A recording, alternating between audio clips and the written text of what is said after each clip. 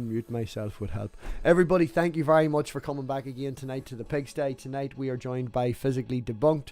I am very, very much looking forward to this. Topics that anyone who's been watching the channel for a while knows something that I'm into and something that I enjoy as well. So very, very much looking forward to this. Matt, if you want to just let everyone know what your channel's about, where they can find you. All links are in the description. But yeah, if you want to just let people know who you are, Matt. Hi there. Thank you very much for having me on. It's a pleasure to be here. Yeah, so I'm Matt. I'm currently a PhD student in cosmology in London. First year, so I've been doing this for 8 or 9 months now into my research. But I think it's been a year, maybe, or slightly over a year now. I started Physically Debunked, which is my channel. And I started it and I continue to make content on it because I'm interested in the intersections of physics, science, atheism, and philosophy. For me, I've always felt that the kind of traditional arguments for God's existence and all the reasons and explanations for God's existence have always, in my view, seemed to rely on aspects of, on kind of scientific or attempted scientific arguments that don't really work and to me seem very implausible. So what I wanted to do was to go through a lot of the typical arguments for God's existence, things like the fine-tuning argument, things like the Kalam cosmological argument, and to show where I think in the premises they rely on kind of science that's too basic, too vague, and philosophy that's controversial. So that's what I do on the channel at the moment. I made 2 videos on the Kalam, going through each premise of the Kalam cosmological argument and talking about and discussing how I think they do and where I think they go wrong. And hopefully in the next few weeks I'll be making some more and attacking some of the other common arguments for God's existence. Yeah, going about 10. I was going to say going about 10 years now. You're going 2 years now on the channel, I think, and you could get in real quick and just stint the videos. There's maybe 1, 2, 3, 4. There's maybe 10, 20 videos or something like that. There, yeah, already at 600 subs. So that says an awful lot about the content he's putting out. You know, at that little videos and having that much. Because I've watched the videos. They are very informative. They are very well broken down. I have one that I have a problem with. That we can talk about that. We'll leave it till later. I'll not attack you as soon as we start the show. But yeah, so the reason you got on is you wanted to share this. You know, do you do this in real life, or was YouTube an outreach to try and reach other people, or do you find yourself having these conversations, you know, in real life, and it was more of an extension of that?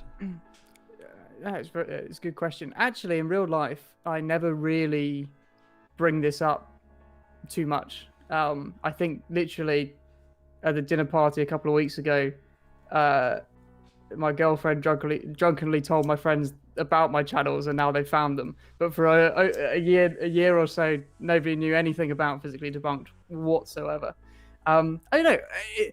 None of my friends are particularly religious, but discussing these kind of things is not something most people they're interested in. So. Yeah.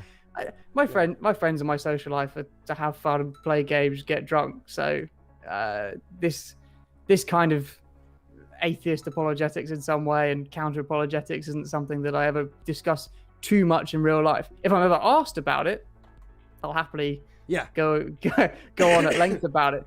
But it's not something that I actively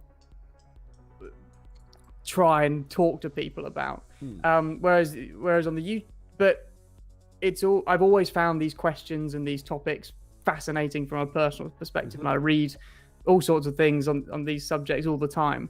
And so the YouTube was to share all the interesting things that I feel I've learned about the way the world works and why I think that monotheism and religious worldviews don't really accord very well with what we know about the physical world and how it works. Being raised in the UK, I would say that you were probably raised Christian, but not, you know. You get all the kind of culture. Christian culture. Yeah. Like you do the nativity at school, you read hymns in school. But my family was, even if they would have called themselves Christian, they were almost as irreligious as you could get. We never went to church. Yeah. Oh, wait, we went to church once a year on Christmas Eve. That was the only interaction we ever had with the church. There was a woman, I can't remember the name of her, and after the 2017 census in the UK, because it came out so high percentage, that we're down as Christian, she actually did her own study after that, not just in the UK but in a few other countries as well, and put all her information in that. Fuck if I can remember her name.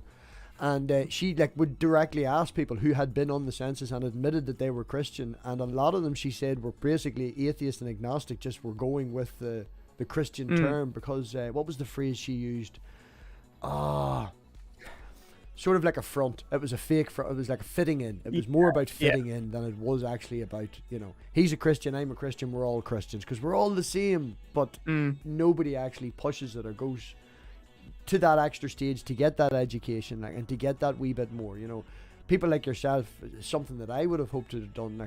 All that there is very, very interesting to me. The idea of how the space, how universe came about, how these things came about, and it's one of the big questions, the hard questions. Always philosophy and science and things like that is always where the hard questions and the big questions end up lying.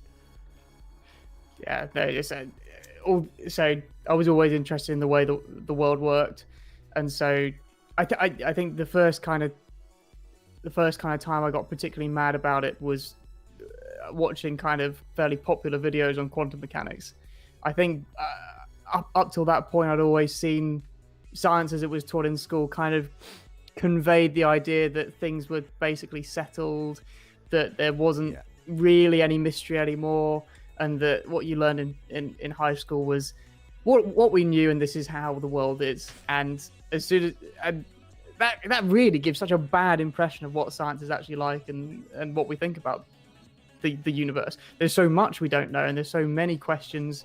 There's a lot we do know. There's far more. We know far more than we did 500 years ago, but there's so much we don't know, and so much of it is so interesting and mysterious. And it was watching a video on quantum mechanics and kind of the interpretations of it that finally made me realize how bizarre the physical world actually works, and really got me into wanting to know how it did work. And the more I've learned about it, the more I've realized that there's a lot. Who knows how it works at all, but all the ideas that have been proposed are fascinating, and they're really interesting to delve into. I think it was my chemistry teacher. It just summed it up perfectly when we started A level, and doing A level chemistry. He was like, right, everything you learned at GCSE, just throw it out because it doesn't matter. It's like, right, just wasted 2 years. I think that's what they all say, isn't it? When you start learning the new atomic model, it's like, oh, yeah, that's wrong. That's wrong. That's wrong. It's just what you could understand at that time. Like the problems with the education system. How are you finding the education system specifically around this topic and for yourself? Does it, does it suit you? Were you matched well? Is it doing well? Everything going good? I was always quite successful in the way that schools operated. The kind of learning for exams was what you were judged on. I was always very good at that. So for me, it worked very well. I got lots of praise. That kind of thing. I did all right until I got to university. University did not suit me. University I found much tougher. But I did actually work as I left university 2 years ago, and started my PhD this year. Mm-hmm. So the year in between, I was actually I taught maths at a secondary school in Wembley. So I've technically been part of the education system on the other side for a year. And I think being a student, there are lots of teachers who kind of convey the impression that all this is rote learning, and everyone, and especially in physics, we know this much, we know all this, and this is how the world works, and that's the final story. Reproduce it in a written exam, and that's so dull. Whereas the best teachers, and I was very fortunate to have a truly excellent physics teacher at secondary school, really get you to see where the mystery is, see what questions haven't been answered, and really kind of really put on show what the interesting questions are, and how interesting the subject can be to take further. And that's what I tried to do as a teacher last year. In all my lessons, I taught it was year 12. I had a year 12 top set further maths class. So these were bright kids. It was year 12, so they can start to appreciate some complicated topics. And it's maths, and maths and physics are so intertwined that I tried to put something in every lesson which took something they just learned in that lesson and showed them how it could be applied to something that they wouldn't encounter if they'd only encounter if they went to university level, but they could approach with the techniques they knew already, and it told you something about how the world worked. Yeah, the physics teacher I had was brilliant. I would still, we would be Facebook friends, you know, we would talk the odd time and stuff, but he was very, very good. He was involving and stuff like that. He did look like Johnny Bravo, and he thought he was God's gift to women, but he was very, very good at what he did. He made mine was this was the stereotypical thin, tall nerd with glasses. So I remember he used to sometimes like point at the board like this just to flex off his muscles and everything. That was hilarious. But he was funny, you know, and he made it entertaining and he made it involved, you know. There was 4 of us that did 4 A levels, and it was only myself that kept maths on. I dropped biology and kept maths on, and I have to say the maths did definitely. You'd be like 2 months ahead in maths, and then it turns up in physics. Exactly. So going back to the channel, I have a problem. Right. I'm interested to hear.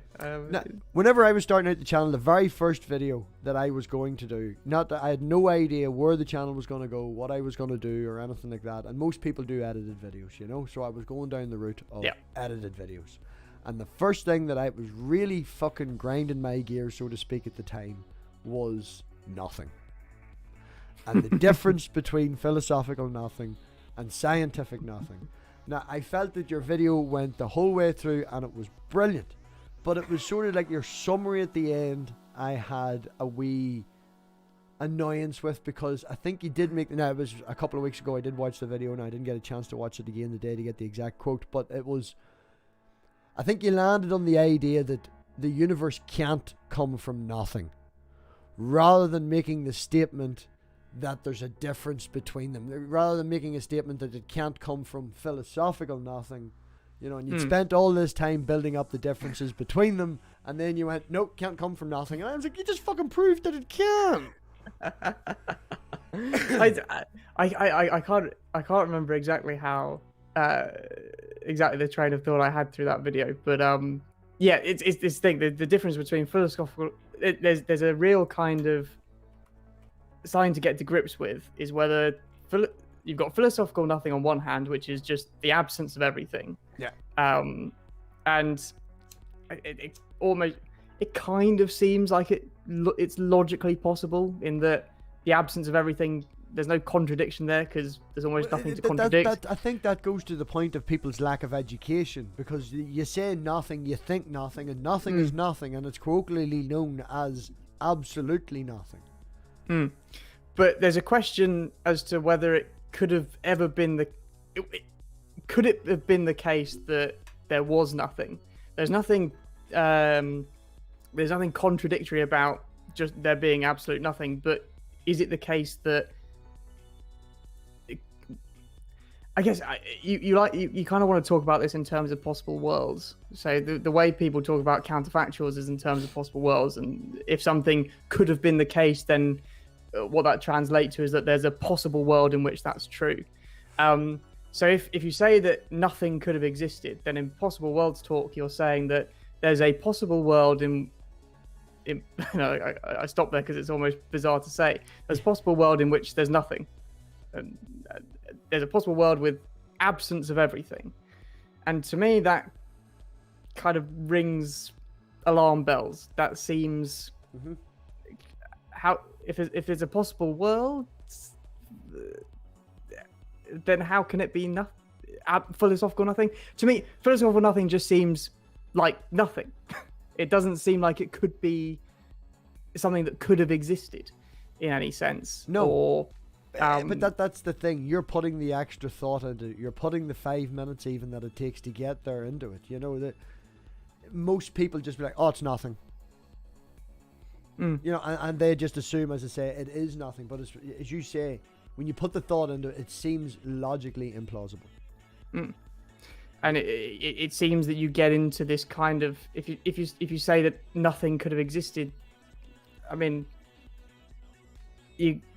existence is a property, and if nothing exists, then nothing has a property, but nothing is the absence of all properties, and you get all this kind of contradictory language, and it kind of just falls apart. And it's, well, taking into consideration you're a cosmology student, we're going to agree that something can come from scientific nothing. Yes, are we on agreement on that? So what's much more interesting is to ask, is there a way that we can understand our intuition about nothing where it's actually something, or it makes physical sense? So I guess how people used to understand this was in terms of the void. Is I think Lucretius and people like that, there's nothing but atoms and the void, and the physical world was atoms, just atoms moving and interacting just in empty space, in void, and this void for all intents and purposes was nothing. Nowadays science has dug much deeper into that, and what we see is that empty space isn't this nothing, isn't this void at all. You've seen empty that space video, the mathematical simulation, the video when they have the box and they show the field sort of coming in and out. It's like a representation of what nothing would be. Yeah, I think I've seen that. It's still fluctuates. That simulation. There's still things there. You get fluctuations. You get plenty of activity, and you have things that you would say are probably physical, and the framework that you have in theoretical physics to describe all this is you just have a quantum field that just exists through all space, and then you have all these virtual particles and things like that, fluctuations in this quantum field. And so the question is, if we want to have what do we call nothing? Do we want nothing to be this philosophical nothingness, which understandably doesn't seem like anything but has an air of logical contradiction about it? Or do you want nothing to have some kind of physical meaning, in that we could say that nothingness is the emptiest that, say, a region of space can be, and the emptiest a region of space can be is not empty. It's got stuff happening. It's got fields in it. It's got particles in it. And if you could never strip back reality, you can strip back permanent material objects like us. You can strip back the earth. You can strip back air and atmosphere. You can strip back light from the sun. You can strip back gravitational waves. But once you've stripped all that back, if you strip as much as you can back, do you want to call that nothing? And in that case, the best idea of what we have of what nothingness is this kind of quantum field, which has plenty of activity going on in it. Because as far as we know, we can't strip back this quantum field. That's as deep as we've gotten. Which leads me to the next thing. I think I seen something in one of your videos as well. You have problems with the Big Bang and the general consensus of how we started. Definitely. Go for it. Okay, I think this is probably my speciality point. This is the one I could probably talk on at length. We've got 2 hours. We've only been going 20 minutes. We've loads of time.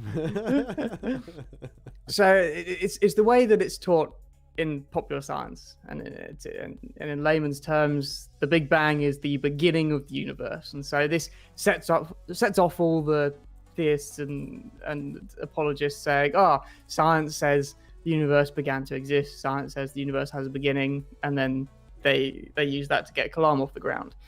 But we say that in popular science, that the universe began to exist because the Big Bang was the beginning of the universe, because in a sense it is, and that's as far as science has got. what I like to say, the way I like to phrase it, and I think is a much better way of phrasing it to people who actually care about being technical on this point, is the Big Bang isn't the big. We don't know that the Big Bang is the beginning of physical reality's existence.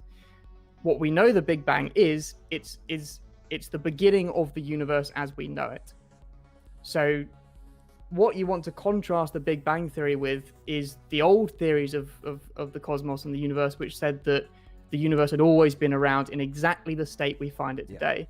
There was certainly a period in the early 20th century and before where people thought that the universe was infinite, and that all the stars and planets and galaxies had always existed, or at least galaxies come and go, but there had always been galaxies and there had always been stars, and this had always been the case, and it hasn't changed, and it's never going to change. The universe things within the universe change, but the way the universe looks and the way it behaves never changes.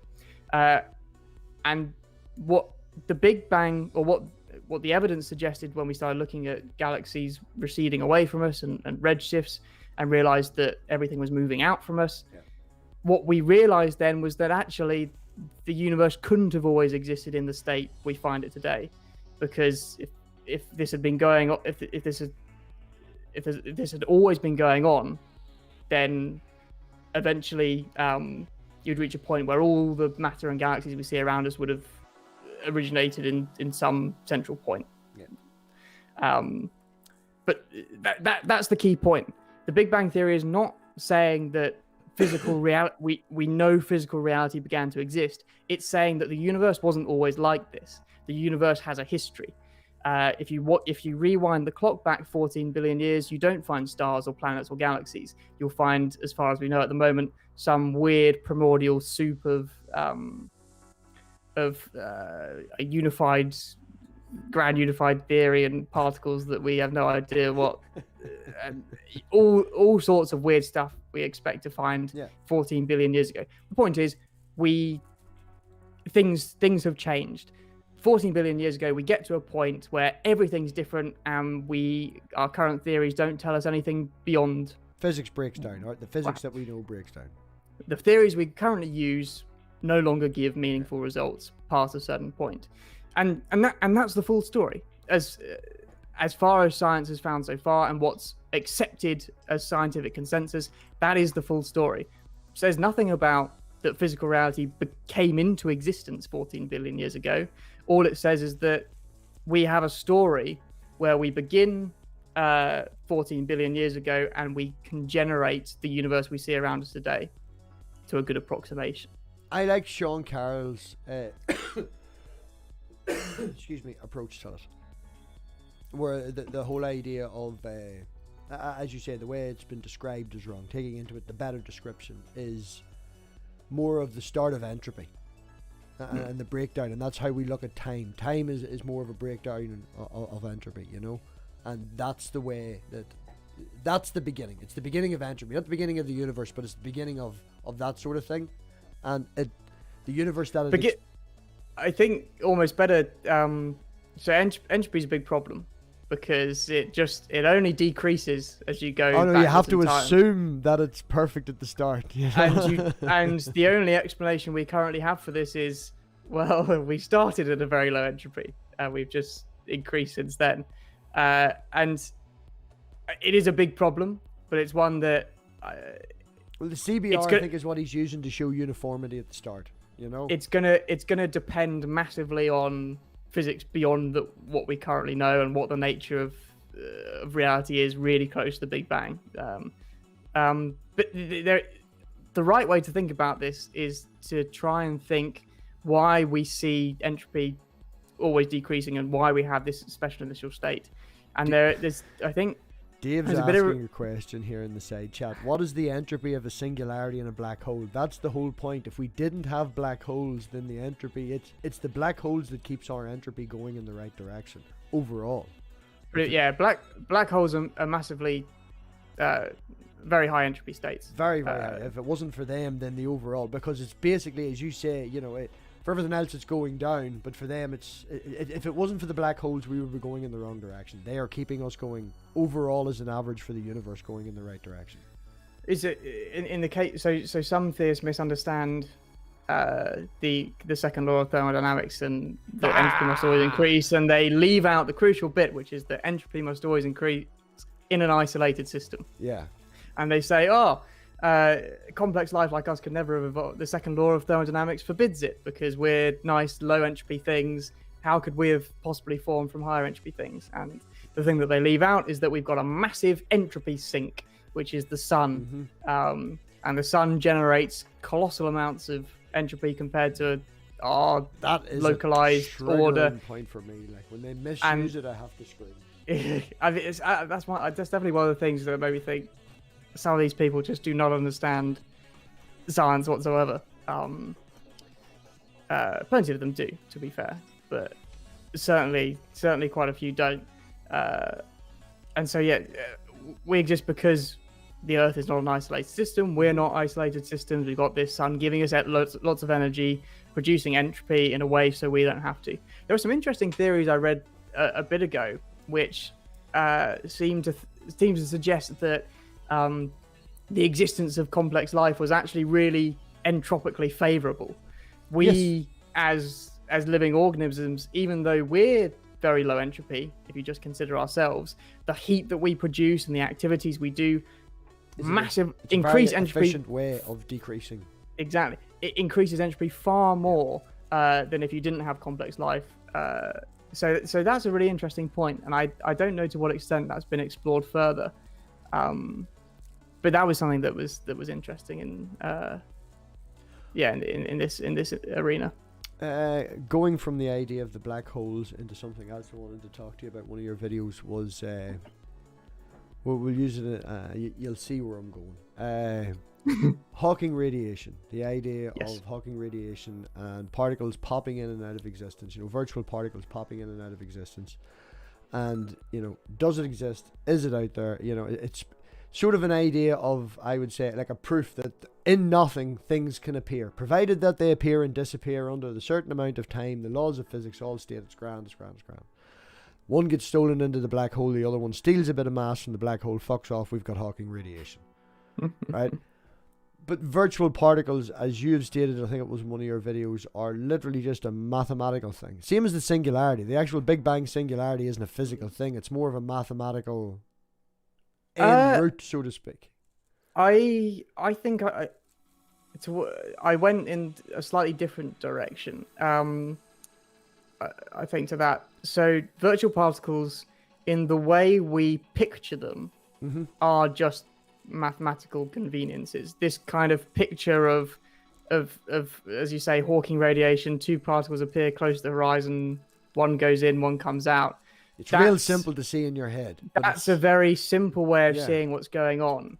But where that picture comes from are Feynman diagrams, which and Feynman diagrams are just convenient mathematical devices for computing really horrible calculations, really horrible probabilities, and really horrible sums. Conversion of an equation into a graph for physical functions. So these the understanding virtual particles in this way, in terms of the pictures that Feynman diagrams give us, is definitely just a mathematical device and has no physical meaning whatsoever. The technical way of saying this is that when you're doing these calculations, there's something that's called a gauge, and you can change which gauge you're working in. It's kind of like just viewing something from just a different perspective. So, and if you're viewing physical events from a different perspective, you shouldn't actually see what's going on change. The answer will still be the same, the physical result will be the same, but from some perspectives, the calculation's easier. So when you're making these calculations, you have to pick a particular gauge. And this kind of nice picture of Feynman diagrams and virtual particles popping in and out is all done in just one particular gauge, which simplifies the calculations. And what this means is that this nice picture of virtual particles can't actually be physical, because if you change gauge, it all disappears. the physical result of the calculation, which is probabilities of the decays and new particles that you'll see, those are the physical results, and those don't depend on how you do the calculation. But this nice picture of virtual particles is just a mathematical convenience. But that doesn't mean... So what I focused on in that particular video was a very particular paper, which argued that even though this way of seeing virtual particles, this intuitive way of seeing them, is just a mathematical convenience, the physical effects of the vacuum and of virtual particles are real. So there's things like the Lamb shift, which is where virtual particles affect, I think it's one of the orbits of electrons in a hydrogen atom, something like that. I may have got that wrong. But there are there are real physical effects of virtual particles, and there's a very good case in that respect to say that virtual particles do exist. And so the way that I talk about them in the video is to say that we don't want to picture virtual particles like we do with Feynman diagrams, which is things popping in and out of existence. I think a better way of seeing them is like, imagine a quantum field is like the sea, the ocean. Stable particles, actual physical particles, real particles that we see are like waves through this ocean. I remember using this analogy. They're stable, they persist, you can detect them, all that. What virtual particles are, they are real things, but what they are, they're just kind of little wobbles, little splashes within the ocean. They don't last over long distances, they don't travel over long distances, which means we can't detect them in our detectors like we do with usual particles. But these sloshes, these splashes within the ocean do have physical effects. And so I think that's the best way to see what virtual particles are. They're very temporary fluctuations in this quantum field, and we can't detect them directly using measuring apparatus because they don't travel long distances that they'd have to reach our measuring apparatus. My conclusion was, I think virtual particles are real, but certain ways of understanding them and certain intuitive pictures we have of them do just come from mathematical convenience. We have Chad in the chat, who I think may disagree with you. What was it he said?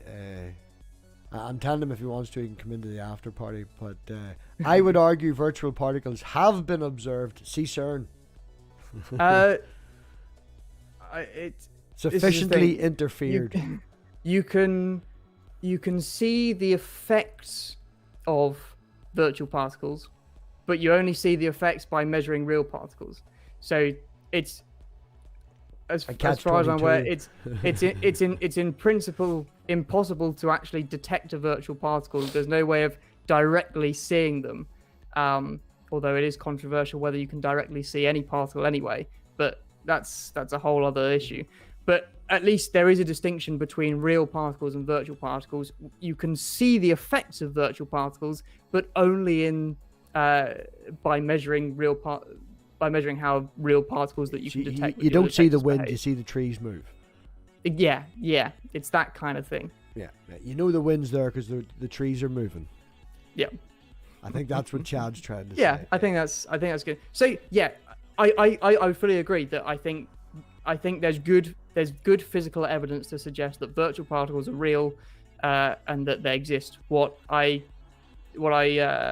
question is whether there doesn't seem to be a good reason. There doesn't seem to be a good motivation for picturing them in this intuitive way that's used sometimes in arguments and almost uses a definitive picture of what a virtual particle is. Yeah. I think we've done that topic to death. So your field of research, something that you're working on, I think we maybe tapped on it. Would it have been the Big Bang and stuff like that? You got a little excited there when we were talking about it, the beginnings of the Big Bang. Is that where you're aiming with your research and where you're hoping to go down you know, I don't think you want to go back to fucking school and start teaching kids maths again after getting this degree. I'm sure you have a goal of something that you're looking to do with it, maybe a field of research or something that you're very interested in. I absolutely love to stay in academia, and that is certainly the goal. I definitely don't want to leave. Studying things like kind of the actual beginning of the universe and these kind of things that I talk about on my channel, they're not really credible areas of serious research, because so much of it is hypothetical. You don't really get research grants into debunking the Kalam, looking at the singularity or trying to work out. You get grants for physics research, which is in a way more mundane, but works towards this. It's a very step by step. You don't just start at the. You look at what we currently know, try and extend it. So what I'm currently working on is I work more in inflation. So it's about as early universe as you can get. My PhD is early universe cosmology. So it's about as early as you can credibly get, and it's still called scientific. I look at models of inflation, and specifically what I've been looking at the moment are methods of production for black holes in the very early universe, how primordial black holes could form during inflation. And the interest behind this is because there were some suggestions that primordial black holes could be some of the dark matter, could make up some of the dark matter content in the universe. Seen something come out the other day on what do you call him's channel, that Swedish guy or German guy's channel, about dark matter, dark energy confirmed or something. It's obviously clickbait. It's 100% not confirmed, but the idea of really tiny black holes formed in the early universe being some of dark matter has gained a lot more interest in the recent years, and that's what I'm doing at the moment. And then the other thing that I'm probably going to move on to look at is also looking at gravitational waves that are produced from the very early universe, seeing what signals can be produced, because gravitational wave astronomy is taking off, and so hopefully in the next decades we'll be able to detect gravitational waves from the very early universe, and there's going to be a ton of information in observing those, which will tell us huge amounts about what actually happened in the very early universe. So that's quite an interesting thing to be looking at. So just small stuff, just tiny things. Very early, very tiny. Yep. No, but yeah, I think if I could get a job purely doing this kind of some of these more philosophical stuff, I probably would take that. I kind of envy, even though he's kind of on the opposite side of this debate, I envy people like Luke Barnes, who seem to have managed to write almost exclusively on things like fine-tuning arguments, and he's on the other side of the debate, so I disagree with them, obviously, but that's basically turned into his job, is to research all these interesting things about fundamental constants and what it can mean and all that kind of stuff. Yeah, it would be nice to get funded, or it would be nice to get paid to do anything you really want to do, wouldn't it? Like, the bot is off, Nerdy. The bot will be coming on in a wee minute. There you go. Now you can do whatever you want to people. He totally threw me off whenever he mentioned that in the chat. That's why I was pointing a fact to him. It's all Nerdy's fault. Questions from... Oh, yes, that's what it was. Questions from the chat. If anybody has anything that they want to ask Matt, anything on any topics. We're also having a wee small after party. He's going to be able to hang around for a wee while. So let me know if you want to do that. Reach out to me on Twitter and stuff. Something I want to ask you as well is 3 books.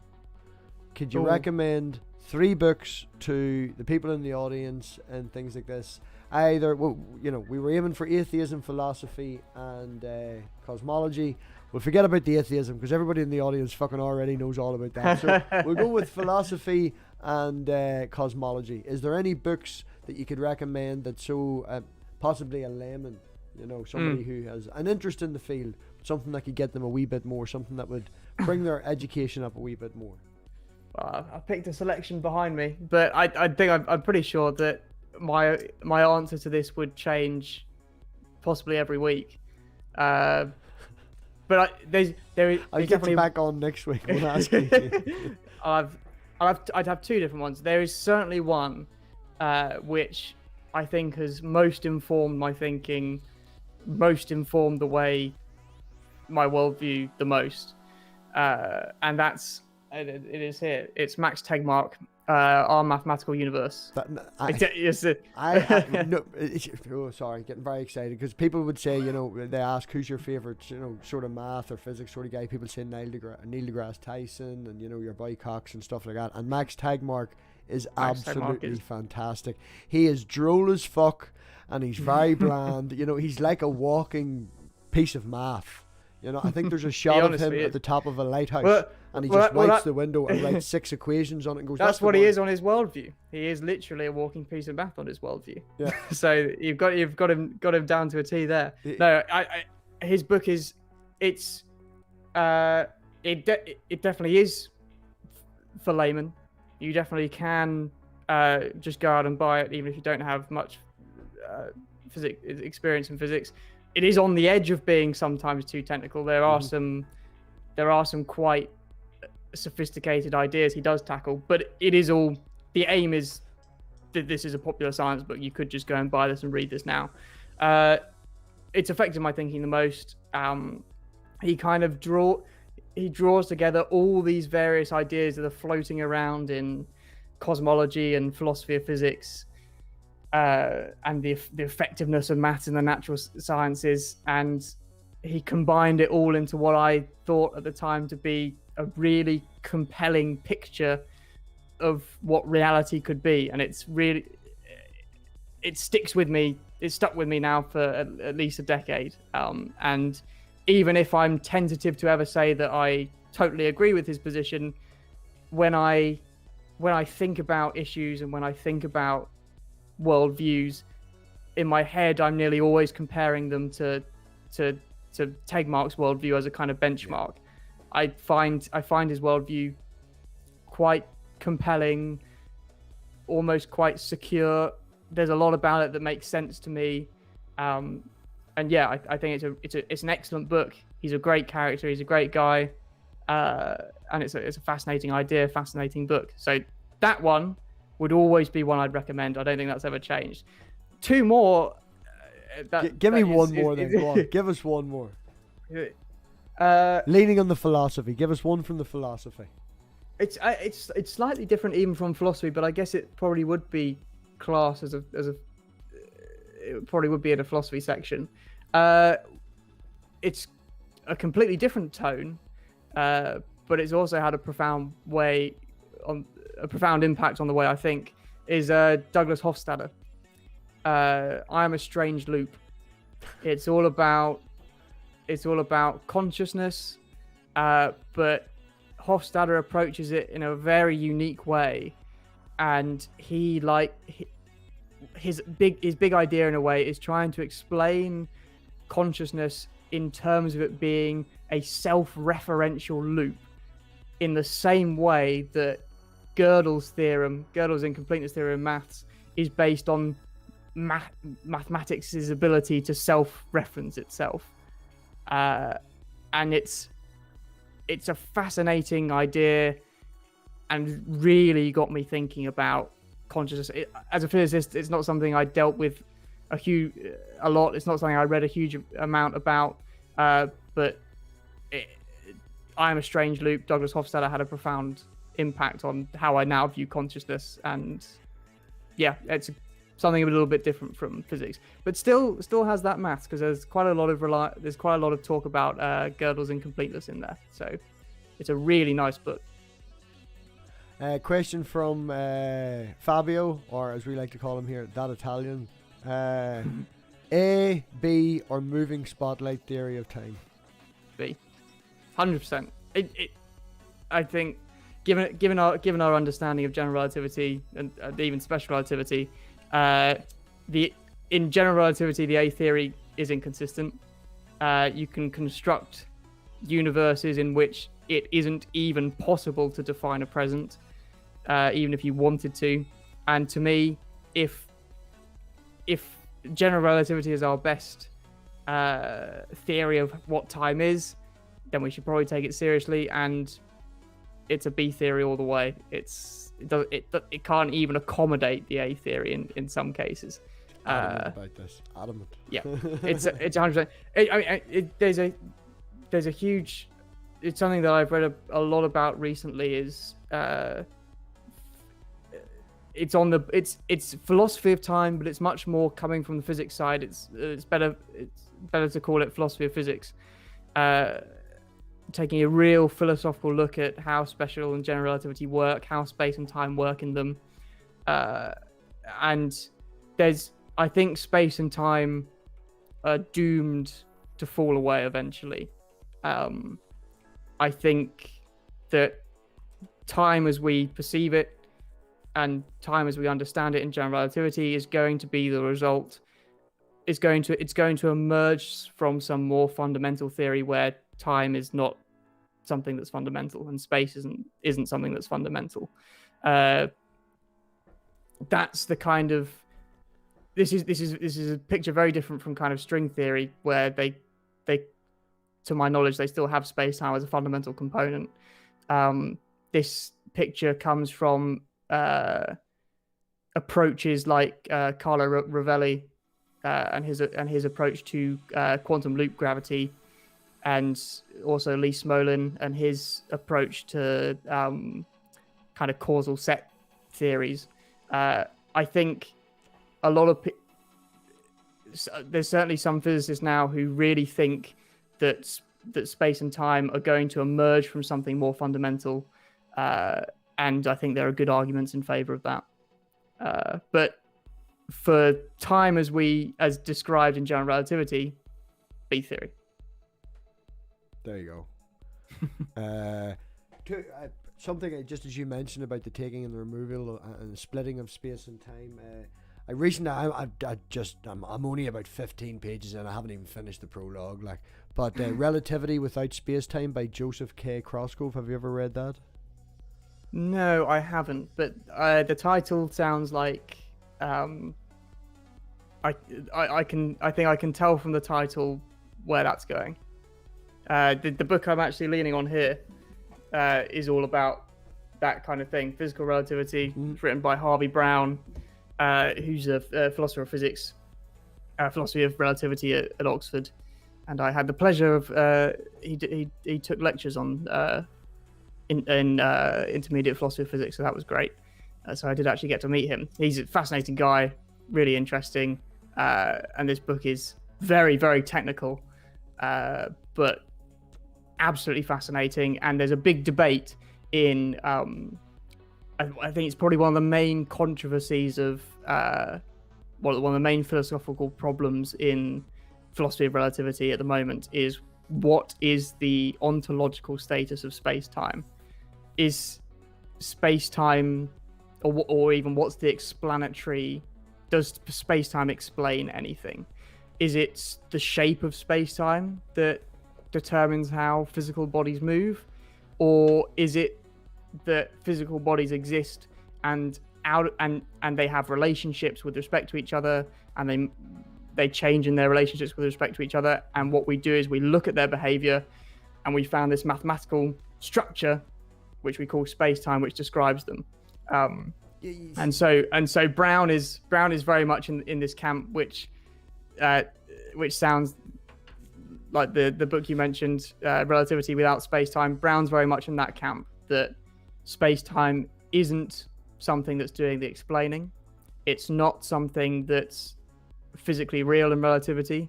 It's what we have of physical objects, and we look at the behavior of physical objects. And what we extract from their behavior is a mathematical framework, which we call space-time, and it's a convenient way to describe things. Mm-hmm. But there is no space-time doing this.